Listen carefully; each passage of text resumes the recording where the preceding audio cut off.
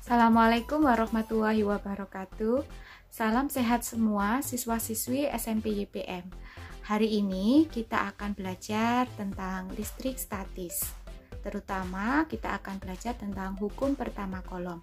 Sebelumnya saya ingatkan jangan lupa kita berdoa terlebih dahulu. Bismillahirrahmanirrahim. Tujuan pembelajaran kita hari ini yaitu yang pertama, kalian dapat menjelaskan konsep listrik statis melalui kegiatan percobaan dengan benar.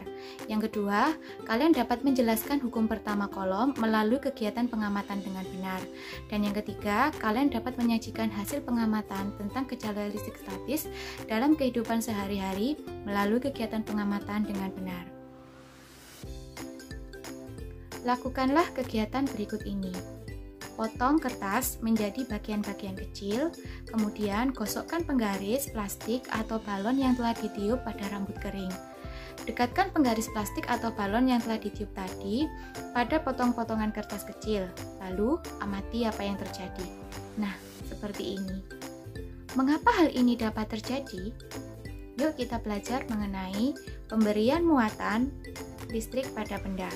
Pemberian muatan listrik pada suatu benda dapat dilakukan dengan berbagai cara, misalnya menggosok suatu benda dengan benda yang lain.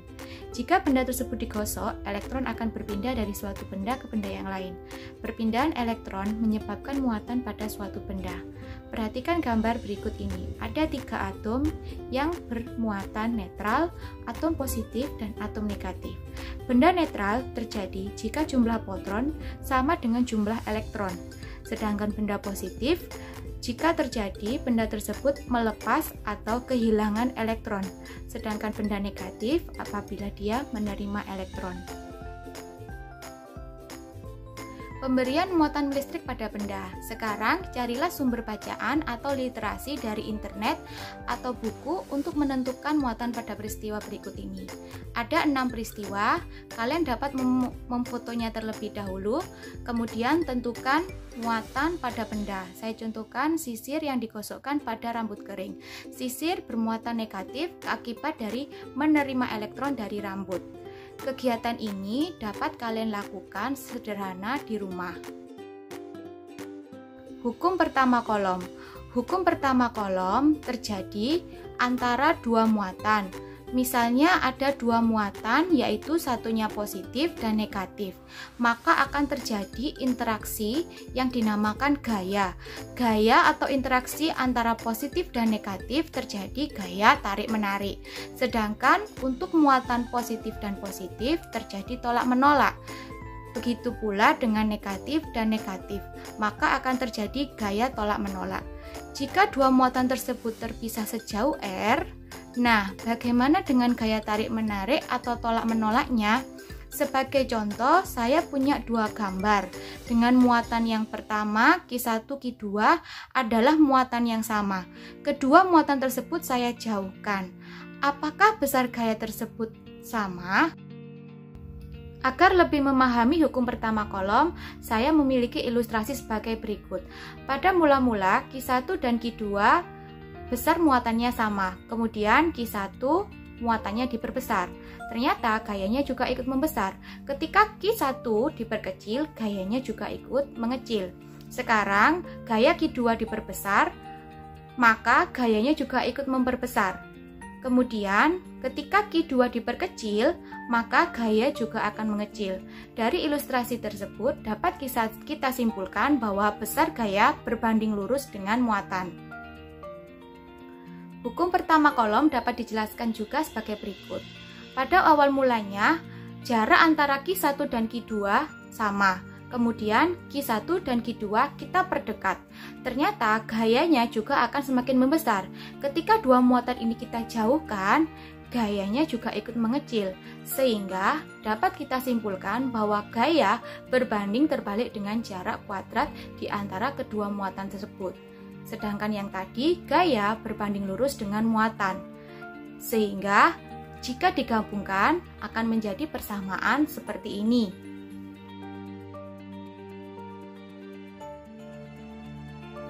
Sehingga dapat kita simpulkan hukum pertama kolom, yaitu besar gaya tarik-menarik atau tolak-menolak berbanding lurus dengan hasil kali setiap muatan dan berbanding terbalik dengan kuadrat jarak antar kedua muatan. Secara matematis dapat dituliskan sebagai berikut. Ya, kita coba kerjakan contoh soal hukum pertama kolom. Dua buah muatan masing-masing Q1 6 kolom dan Q2 12 kolom terpisah sejauh 30 cm. Tentukan besar gaya yang terjadi antara dua buah muatan dengan harga K 9 kali 10 pangkat 9. Untuk pertama kita kerjakan, kita tulis dulu yang diketahui di soal apa. Kita tulis diketahui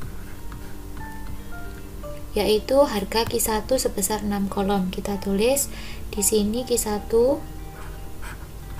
yaitu 6 kolom dan Q2 kita tulis di sini Q2 sama dengan 12 kolom.